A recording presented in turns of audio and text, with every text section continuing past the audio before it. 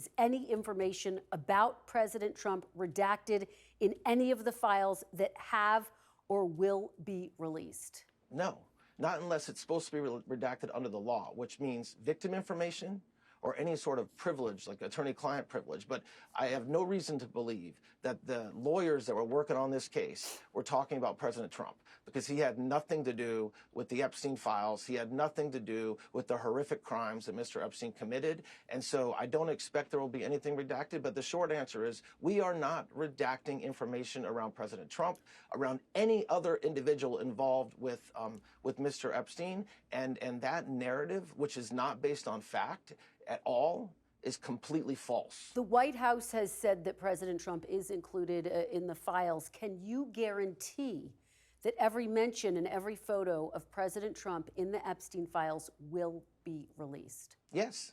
Yes, I mean, I've said it 3-4 times now. We've said it before, and President Trump has said it repeatedly since before he was elected. And since he was elected, all summer long, he said the same thing. I have nothing to hide.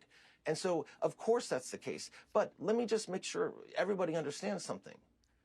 To the extent that he is, quote, in the Epstein files, it's not because he had anything to do with the horrific crimes.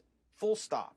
But yes, if President Trump is mentioned, if there's photographs that we have of President Trump or anybody else, they, of course, will be released with the exception of any victims or survivors that we've identified, which we will either not release that photograph if it's just a photograph of a survivor, or if we do release the photograph because there's other individuals in the picture, the survivor's face or her entire body in some cases will be redacted.